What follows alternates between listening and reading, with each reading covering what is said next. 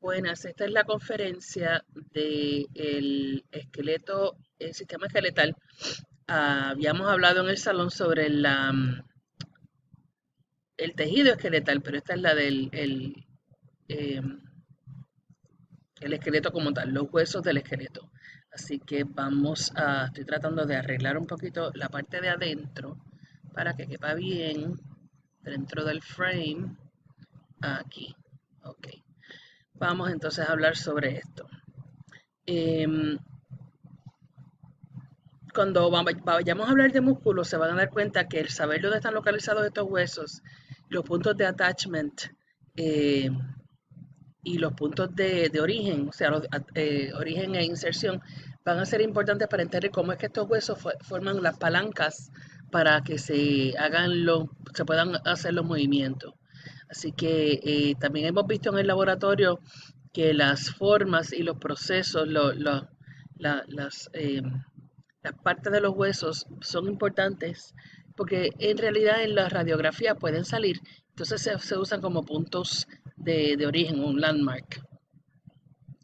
Habíamos visto ya en el laboratorio cuáles partes del esqueleto forman los huesos axiales, que están aquí en color crema, y cuáles son los apendiculares.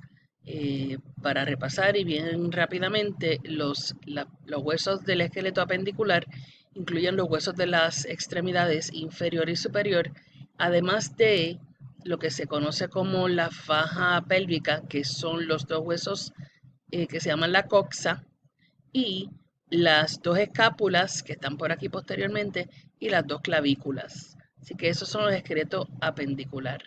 El resto del esqueleto que forma el eje sería entonces el esqueleto axial. Y eso va a incluir el cráneo, el hueso hioide, todas las vértebras, el esternón, las costillas, el sacro y el coxis. El número de huesos como tal son 206 huesos en un esqueleto típico adulto y no es consistente porque puede ser que haya más huesos sesamoides que solamente la patela. También en el cráneo a veces se forman unos huesos que se consideran suturales, son adicionales. Así que el número en realidad no es lo importante, es saber pues dónde están y cuál es su función específica. Cuando usted nace, tiene más huesos, son 270 huesos, que según pues vamos desarrollándonos y creciendo, algunos se funden y por lo tanto pues usted termina con un número menor en el adulto. Hay diferentes marcas que en varios libros las tienen clasificadas en unas tablas: ridges, espinas, depresiones, bumps, canales, poros, y cada uno van a tener un nombre específico. Y aquí tienen la localización del hueso sesamoide, que es constante, que es la patela, pero aquí se puede ver unos huesos sesamoides adicionales, creo que hay dos aquí, en la base de la falange proximal número 1. Ahí la ven. O sea que ese es el trigger. Eh, Esta sería la mano de un adolescente y esta es la mano de un adulto. Posiblemente por la misma razón, deben de ser gamers. Vamos a hablar un poquito sobre el cráneo.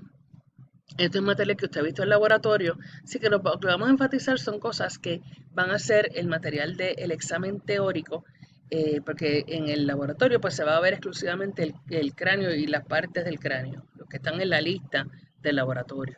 Así que vamos a poder distinguir entre los huesos craneales y faciales, saber los nombres de los huesos del cráneo, las cavidades en términos de los senos paranasales, las suturas y cómo se desarrolla el cráneo desde la infancia a través de la niñez. Así que hay una foto de unos esqueletos del infante que vamos a comparar con los esqueletos del cráneo del adulto. Y esta es la imagen anterior de un cráneo adulto, se considera que el cráneo es la parte más compleja del esqueleto y consiste de 22 huesos que están unidos por suturas.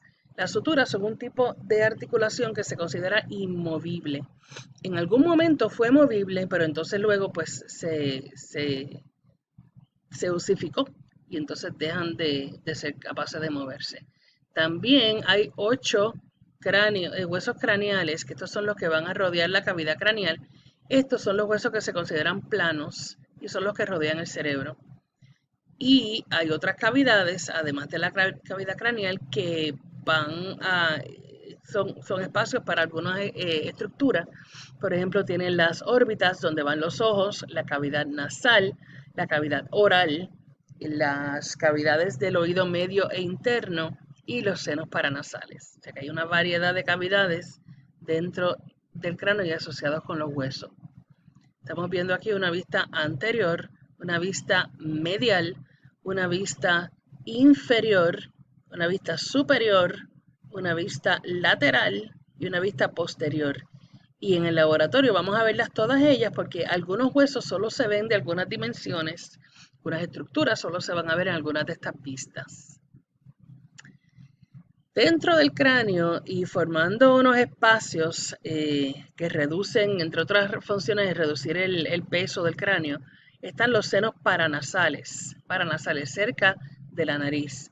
Y van a estar asociados con estos 4 huesos, el frontal, el esfenoide, el etmoide y el maxilar. O sea que asociados con el hueso frontal usted va a tener pues el seno paranasal frontal, con el esfenoide del mismo nombre, Entonces, en las características, disculpen, de los senos paranasales es que están forrados por unas membranas mucosas y están llenas de aire. Normalmente esa es la condición en salud. Tienen unas membranas mucosas y van a estar llenas de aire. ¿Qué pasa? Que cuando las membranas mucosas se inflaman, pues entonces en vez de estar llenas de aire, puede ser que tengan parte moco que producen estas membranas mucosas. Su función va a ser que la parte anterior de su cráneo sea menos pesada y además actúan como cámaras para la resonancia de su voz. Usted sabrá pues que cada vez cuando usted tiene catarro, tiene algún proceso alérgico, su voz suena diferente y la razón es que resuena de forma diferente en los senos paranasales. También en el cráneo usted va a encontrar un montón de foráminas, un montón de hoyos que permiten el paso de nervios y vasos sanguíneos. De estas foráminas,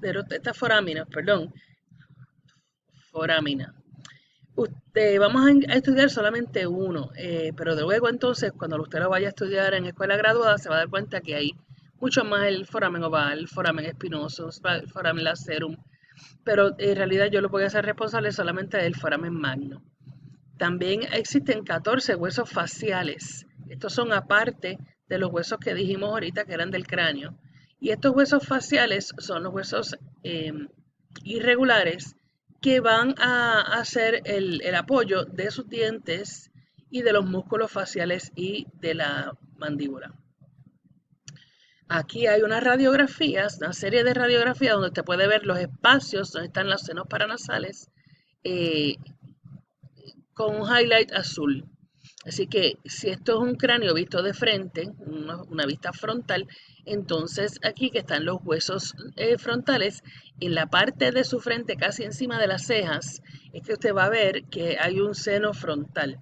Si esto está lleno de moco y está inflamada, pues entonces algunos de los síntomas van a incluir dolor de cabeza en esa área en específico, porque no está drenando ese moco. Aquí tiene los senos maxilares. Sus huesos maxilares son pues los de la maxila como tal, los que forman el pómulo. Y estos espacios son bastante grandes y también se pueden invadir bastante por moco. El seno esfenoide, si usted lo está viendo con el cráneo visto de frente, va a estar más o menos, si se fija, en la misma posición que el frontal. Pero cuando lo vemos en una vista lateral, se fija que el seno frontal está bastante al frente porque está incluido dentro del hueso frontal, mientras que el hueso esfenoide que se encuentra dentro del cráneo es el que contiene el seno esfenoide. Así que visto de lado, visto en esta vista lateral, es que usted ve en realidad la localización relativa de estos senos paranasales en uno con el otro. Aquí pues se ven su localización solamente vertical, pero aquí se puede ver la profundidad de dónde están estos senos paranasales.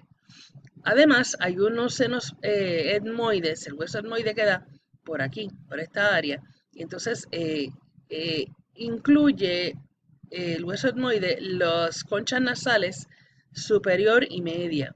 estos son los huesos turbinados que se encuentran a ambos lados del septo nasal. El asunto es que la parte superior entonces contiene unos senos paranasales que tienen una forma un poquito más como laberinto.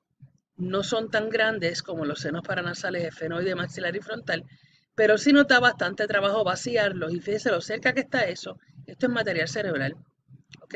Y por aquí estaría también cerca la pituitaria.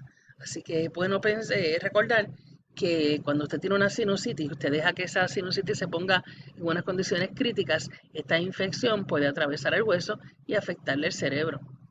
Así que no es cuestión de incomodidad nada más, puede ser unas consecuencias serias. Aquí estamos viendo el cráneo en un corte coronal, si se fijan aquí está la línea del corte, donde lo cortamos por el mismo medio del hueso etmoide. Así que esto es un corte, como les estaba diciendo, a ese nivel, ¿verdad? Por el mismo medio del hueso etmoide. Tienen entonces en rojo el hueso frontal, tienen en azul el hueso cigomático, que es el que le forma los pómulos. Ese queda lateral a la maxila. Y como usted puede ver, entonces en el maxilar es que están estos senos maxilares que son bastante grandes.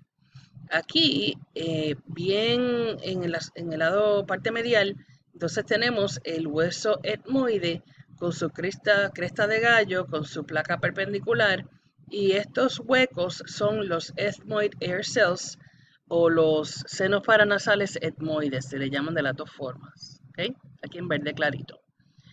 Aquí les están indicando también los huesos nasales o las conchas nasales del medio y superior. ¿Dónde está la superior? La superior no se la indicaron. La superior es esta. Esta es la del medio y esta es la inferior. Las que están en verde pertenecen al etmoide. Como usted puede ver, la concha nasal superior y la concha nasal del medio pertenecen al hueso etmoide. Esto lo vamos a ver en laboratorio. Y la concha nasal inferior es un hueso independiente. Cumple la misma función, ¿ok? Lo habíamos visto en esta radiografía. Esta sería la concha nasal inferior y es continua y tiene más o menos la misma forma que la superior y media, pero es su propio hueso. No pertenece a ningún otro, ¿ok? Entonces aquí tenemos, todo esto es maxila, todo esto. Fíjese que esta maxila es esta parte inferior de la órbita y también forma parte del paladar duro. Así que aquí tiene entonces la cavidad nasal, que no es un seno paranasal, simplemente la cavidad. Así que aquí tiene entonces, repasando, los ethmoid air cells, la cavidad craneal. Los senos paranasales frontales no se encuentran en esta foto, porque serían bastante anteriores en esta región. Esto ya está más posterior. ¿Okay?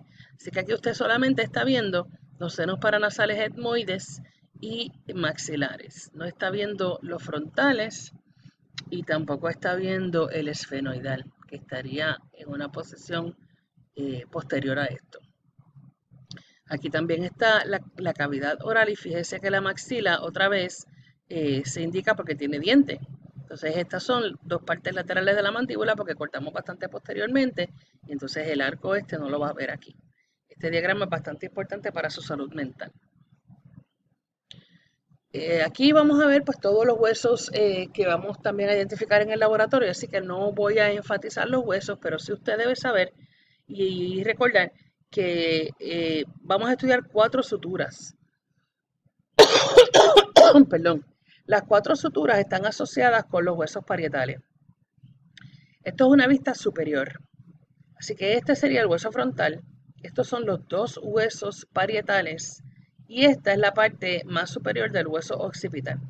Así que aquí usted está viendo la sutura coronal, la sutura sagital, fíjate que están describiendo 2 planos, y parte de la sutura lambdoide. Lambdoide porque cuando usted la ve posteriormente parece la letra lambda griega. En esta dimensión, en esta vista, no se ve la cuarta sutura porque la cuarta sutura es lateral y está aquí.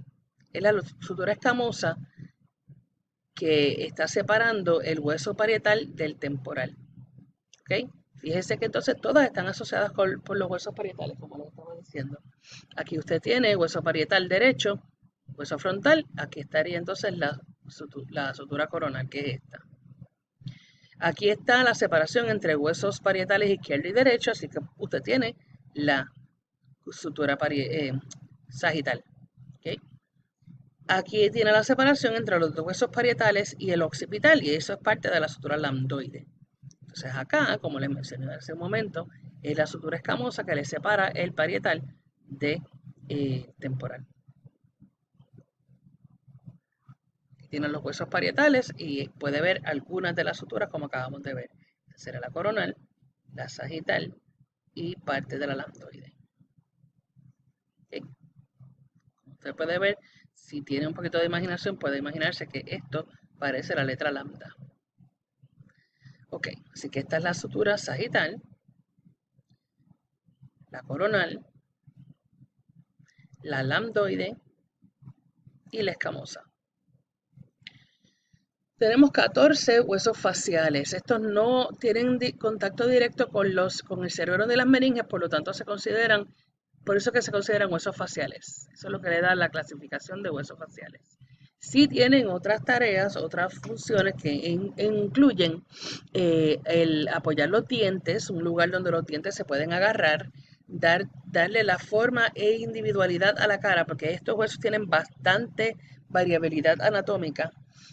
Van a formar parte de las cavidades orbital y nasal y van a servir como attachments para los músculos de expresión facial y de masticación.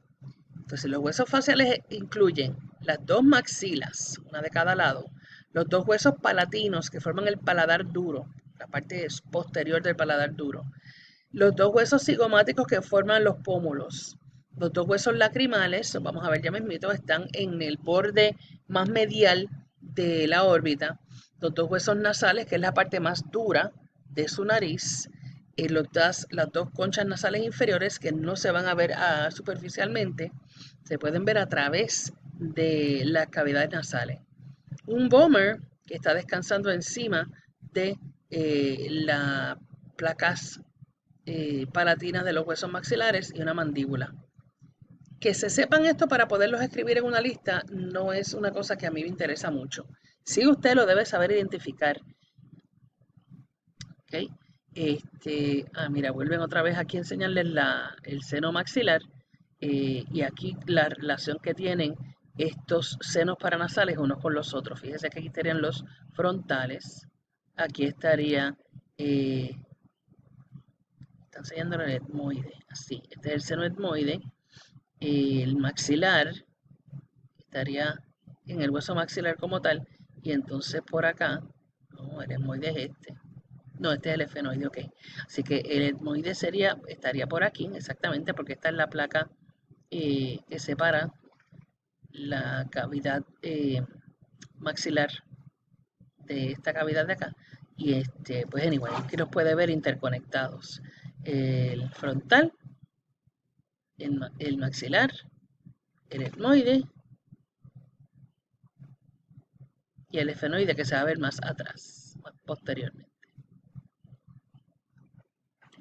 Aquí otra vez radiografía y entonces en una disección de la cara, donde esto es un plano coronal de la cabeza, usted puede ver lo cerca que están estos senos maxilares del etmoide. Ok. Hay otros huesos asociados con el cráneo y estos envuelven los osículos auditivos. Son unos huesos bien pequeñitos que están en el oído medio. El martillo, el yunque y el estribo. Además, el hueso hioide. Estos osículos los vamos a ver en la próxima imagen. Así que el hueso hioide, ya lo habíamos discutido en el laboratorio, está bastante más superior a la laringe y al cartílago tiroide como tal. Fíjense que le sirve como punto de attachment a una serie de músculos, incluyendo uno que se llama el estiloide, porque va desde el proceso estiloide del cráneo hasta el hueso hioide. ¿Okay? No articula con ningún hueso, está suspendido del proceso estiloide por músculo y ligamento y tiene unos cuernos mayor y menor. Estas son estructuras que no están incluidas en su lista, pero están presentes en el hueso y son fáciles de identificar. Cuando el hyoide está fracturado, esa es evidencia de que hubo una estrangulación. Aquí, con un chavito prieto, les están presentando el tamaño verdadero de estos huesecillos de su oído medio. En cada oído, pues ahí están estos 3 huesos: el martillo, el yunque, el estribo. Quiero hacer la salvedad que aunque aquí no le están describiendo los huesos faciales, usted no va a ser responsable por identificarlos en el examen de la clase. Sí lo va a tener que identificar en el examen del laboratorio. Así que solamente por cuestión de que esté todo el material completo, pues se los mencionan aquí, pero usted no es responsable de identificarlo para el examen de teoría, el examen de la clase. Seguimos entonces con este material. Ahora, usted sí debe ser capaz de comparar la diferencia que hay entre el cráneo en la infancia y en la niñez versus el cráneo adulto. Y entre las cosas que usted va a observar es que yo le había mencionado que los huesos en la niñez son de un número mayor. Les había dicho que la razón es que hay una fusión de huesos que va ocurriendo según nos vamos desarrollando. Pues aquí se puede ver evidencia de eso. Estos son los 2 huesos frontales. Esta otra vez una vista superior. ¿Ok? Y estos son los 2 huesos parietales. ¿Qué pasa? Que esta sutura coronal y esta sutura sagital en realidad tienen aquí un área donde se encuentran ellas junto con la sutura del hueso frontal y forman lo que se llama la fontanela anterior. Esta fontanela anterior está hecha de tejido conectivo, tiene muchas fibras de colágeno y es el punto blando que tiene la cabeza de los bebés recién nacidos y más o menos hasta los 2 años. Y usted la siente aquí como le llaman algunos la mollejita. Usted no le va a poder pasar el dedo por la mollejita al nene y tocarle el cerebro, eso son exageraciones de la gente. Pero sí le sirve clínicamente porque como es blando, si hay una presión intracraneal muy alta, que puede ser causada por algunas cosas como por ejemplo hidrocefalia, esto va a estar elevado. Y si el bebé está deshidratado, entonces va a estar hundido. O sea que eso le sirve como un landmark anatómico para indicarle pues la posibilidad de algunas complicaciones, de algunas condiciones. Eh, Otra razón para que las fontanelas estén así, pues mire, cuando usted nace su cabeza es bastante grande y si estuvieran todos los huesos fundidos, no cabían por el canal vaginal. Así que esto permite que esos huesos vayan aplastándose y por eso es que usted si ha pasado muchas horas en el canal vaginal, usted nace natural, nace con cabeza de cono, porque estos huesos al aplastarse pues forman como un cono.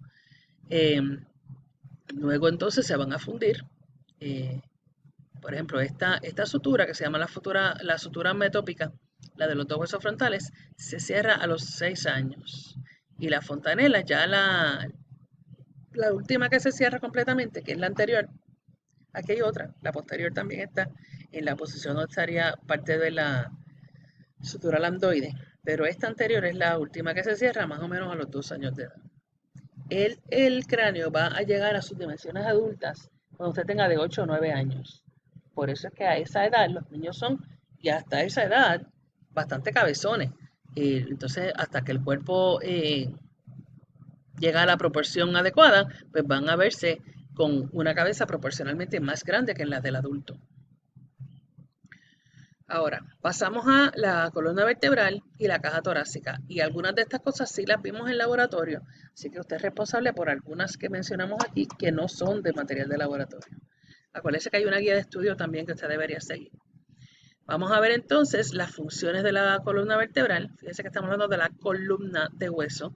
Va a apoyar el tronco y el cráneo, permite que se muevan. Cada vértebra entre sí y con la próxima tiene un grado de movimiento leve, pero cuando se suma todo ese movimiento, pues le permite la flexión completa y la extensión completa. Protege el cordón espinal, absorbe parte del estrés de caminar porque sí tiene discos intervertebrales entre ellas, que le permiten entonces absorber parte de ese peso, esa fuerza que usted le pone cada vez que camina. Y entonces le provee lugares donde las extremidades, la caja torácica y los músculos de postura van a poder colocarse originarse e insertarse.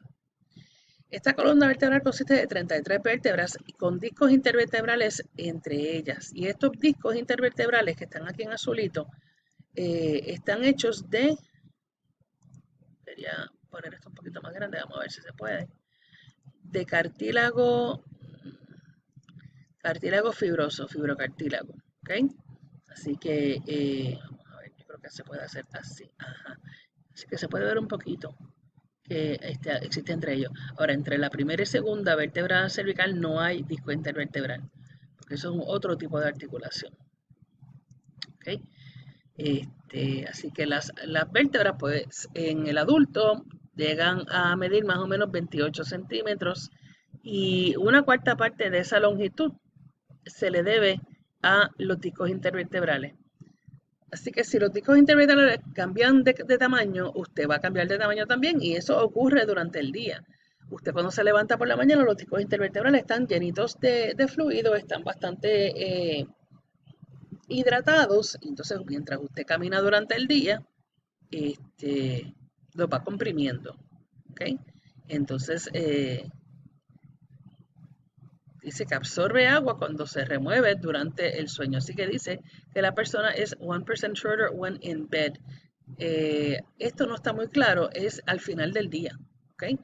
Aquí podemos ver entonces que hay vértebras cervicales, son 7, vértebras torácicas que son 12, vértebras lumbares que son 5, y en el laboratorio se discutieron aparte el sacro y el coxis, que son vértebras fundidas, así que se deben discutir junto con el resto de la columna. ¿Okay? Y les volvieron a poner los números, 7, 12, 5, usted se debe saber esos números. Y entonces en la base de la espina, en el sacro, se puede consistir de 4 a 5 vértebras sacrales que se han fundido y en el coxis de 3 a 4.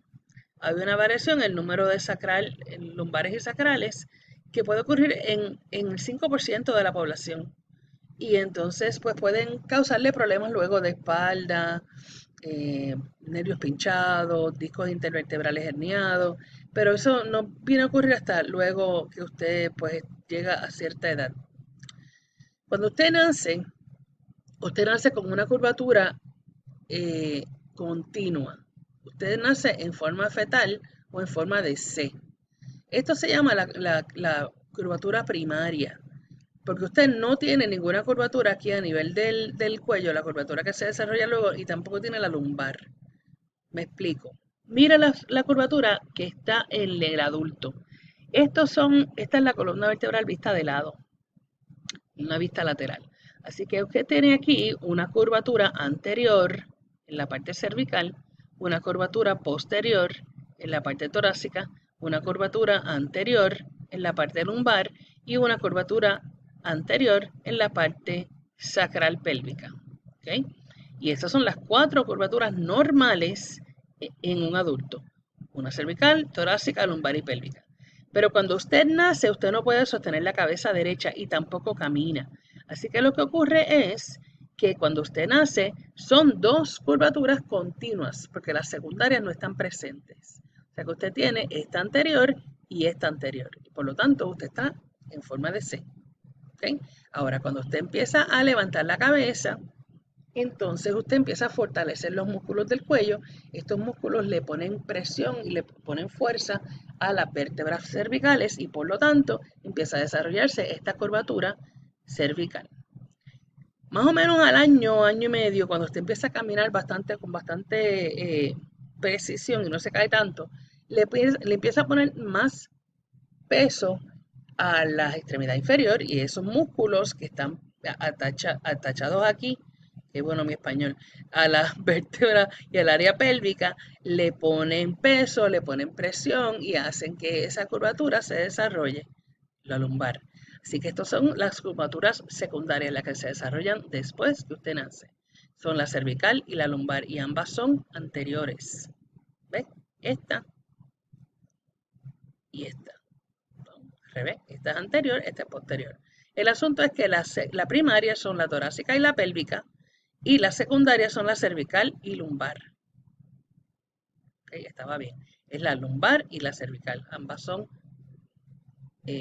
curvaturas anteriores, mientras que cuando usted nace, pues tiene las curvaturas torácica y pélvica. Ahora sí, la primaria torácica y pélvica, la secundaria cervical y lumbar. Debe saber cuáles son y cómo se desarrollan. Hay también unas curvaturas anormales que se pueden desarrollar y estas pues representan ya patología. Aquí pueden ver la línea verde representa la curvatura normal, ¿ok? Así que una desviación lateral a esa curvatura lumbar se le llama escoliosis, dije lumbar, a esa curvatura a esa curvatura que se supone que sea derecha vista posteriormente, una curvatura, una cambio lateral a esa línea recta que se supone que esté, se llama escoliosis. Es una curvatura lateral anormal, una desviación lateral anormal. Esta es la más común y usualmente se ve en la región torácica. Ahora, para poder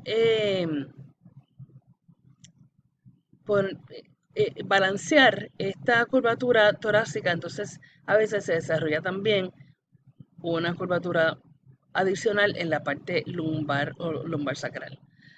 Pero esto en realidad, pues cualquier desviación lateral se va a llamar escoliosis, ¿ok? Particularmente se ve en las niñas adolescentes y puede también deberse a una anormalidad del desarrollo donde el cuerpo y el arco vertebral no se desarrollan igual a ambos lados de las vértebras. Como no lo tienen desarrollado de forma completa, pues entonces no hay un punto donde se puedan pegar los músculos y por lo tanto usted va a ver que hay algunos músculos más fuertes en un lado que en el otro. Eso puede ser la causa de la escoliosis. ¿Okay? Por otro lado, usted tiene otras curvaturas anormales que solamente se pueden apreciar cuando las vemos lateralmente. Esta es una exageración de la curvatura torácica. Usted ve la curvatura normal está en verde y esta es una exageración de esta curvatura torácica que es anterior. Eso se llama cifosis o joroba. Esta, que es una exageración de la curvatura lumbar y se ve mucho en personas, las mujeres embarazadas o personas obesas, es una exageración de la curvatura lumbar que es anterior y a esto se le llama lordosis. Así que usted tiene entre las curvaturas patológicas o anormales, tiene la escoliosis, que son desviaciones laterales, la cifosis, que es una exageración de la curvatura torácica, y la lordosis, que es una exageración de la curvatura lumbar. Aquí se puede ver la escoliosis, bastante leve, y entonces aquí están las descripciones de lo que acabo de decirle. Las vértebras, pues, en el laboratorio discutimos una vértebra, o la vamos a discutir, una vértebra ideal, entre comillas, porque estas son las partes que usted va a ver en casi todas las vértebras. Incluyen un cuerpo, un proceso espinoso y unos procesos transversos. ¿Okay? Entonces, estos procesos transversos están unidos al cuerpo a través de unos pedículos y este proceso espinoso está unido a los procesos transversos a través de unas láminas. Así que estas son las partes que forman el arco vertebral. El pedículo, el proceso transverso, la lámina, el espinoso, proceso espinoso, la otra lámina, el otro proceso transverso, el otro pedículo. Todo eso es el arco vertebral o arco neural. Y aquí dentro, pues entonces se forma por ese arco un foramen vertebral que, si usted lo puede visualizar, que esta vértebra usted la va a poner en posición anatómica donde la espina queda posterior y el cuerpo queda anterior. Entonces este túnel es vertical. ¿Okay? Y por ahí es que pasa el cordón espinal. Entre una vértebra y la otra hay un disco intervertebral. Ya lo habíamos mencionado anteriormente y habíamos dicho que está hecho de cartílago fibroso. Pero el centro de ese disco intervertebral en realidad es más blando que la parte periferal. ¿Okay? Así que la parte periferal se le llama el annulus fibrosus y al medio se le llama el nucleus pulposus. Cuando uno de estos discos se hernia, lo que puede pasar es que usted haya comprimido demasiado una vértebra contra la otra, aplasta esto y parte de este núcleo pulposo se va a extruir casi siempre es en la posición posterolateral. Y tienen otra vez las partes de la vértebra típica, usted la debe saber para el examen de la clase y para el examen de laboratorio. Entonces aquí tiene algunas de las diferencias, una vértebra torácica y una vértebra lumbar. Así que aquí tiene la descripción de lo que es el arco vertebral, los procesos espinosos, transversos, los procesos articulares superiores, que son aquellos lugares donde se articula una vértebra con la que va superior. Y también tienen, ve, aquí están los superiores, y aquí tienen los inferiores con los que articula con la inferior. Cuando usted tiene más de una vértebra junta, entonces se va a dar cuenta que aquí hay un foramen. ¿Ok? Y ese foramen, míralo aquí, es el foramen intervertebral. Está formado por una escotadura de una vértebra superior y una escotadura de la próxima vértebra. Aquí estas dos escotaduras, estos dos notches, le están formando un foramen intervertebral. Y fíjese la localización estratégica del disco intervertebral. Si este disco está herniado, entonces está ocupando parte del espacio por donde se supone que pasa un nervio espinal. Y ese es el problema con los discos herniados. ¿Okay? Así que usted tiene aquí 3 vértebras continuas lumbares, 2 forámenes intervertebrales por donde van a pasar nervios espinales. Aquí les hablan sobre la cantidad, los números de discos intervertebrales. Les había dicho que entre la C1, el atlas y el axis, que es la C2, no hay disco intervertebral. Así que empiezan a verse entre la vértebra C3, C2 y la C3. Y el último está entre la L4 y el sacro. O sea que sí existe un disco intervertebral separando esa última vértebra lumbar y el sacro. Les expliqué lo que era el núcleo pulposo, el anolo fibroso. Y entonces, claro, tienen algunas funciones de estos discos intervertebrales, incluyen pues el mantener las vértebras juntas, el aguantar el peso del cuerpo, el ser shock absorbers, y les expliqué lo que era un disco herniado. Están los discos intervertebrales vistos anteriormente, vistos lateralmente, y aquí se ve poco de él posteriormente. La otra cosa que tenemos que discutir, tenemos las pelvis masculina y femenina, donde usted va a ver unas diferencias entre la pelvis y los ángulos pélvicos. Así que vamos a poner esto otra vez en el tamaño que es. Van a ver que los huesos como tal de la pelvis masculina son más densos, pesan más, porque hay músculos más fuertes ejerciendo fuerza encima de ellos. Son músculos casi siempre más grandes, ejerciendo fuerzas más tensión, pues entonces si form follows function, esos huesos van a ser más duros, más densos, porque eso promueve la osificación. Por otro lado, los huesos de la faja pélvica de la mujer tienden a ser más anchos, tienen el espacio vertical es menor. Y entonces esto hace que esté adaptado para las necesidades del embarazo y el parto. Porque el pelvic inlet, que es este espacio aquí, el espacio superior entre las crestas ilíacas y el sacro, este espacio es más grande. Eso le permite entonces al bebé, al feto, estar en esta área. Y el outlet también tiende a ser más ancho con este ángulo subpúbico más o es recto o es obtuso, mientras que en el hombre tiende a ser agudo. Aquí también esto es importante que sea más ancho, menos, o sea, que quepa por aquí la cabeza cuando está pasando por el canal vaginal. Este notch, el Greater Sciatic Notch, tiende a ser en la mujer más estrecho y en el hombre más anchito. Todo esto adaptado para que la pelvis como tal pues sea más ancha en la mujer y más estrecha en el hombre.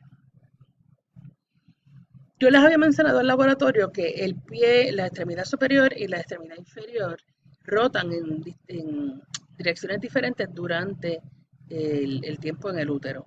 Así que eso ocurre comenzando cerca de la semana séptima del desarrollo embrionario y al rotar las extremidades superiores lateralmente y las extremidades inferiores medialmente, eso entonces hace que nuestro dedo gordo, el dedo más grande, quede medialmente en el pie, pero lateralmente en la extremidad superior.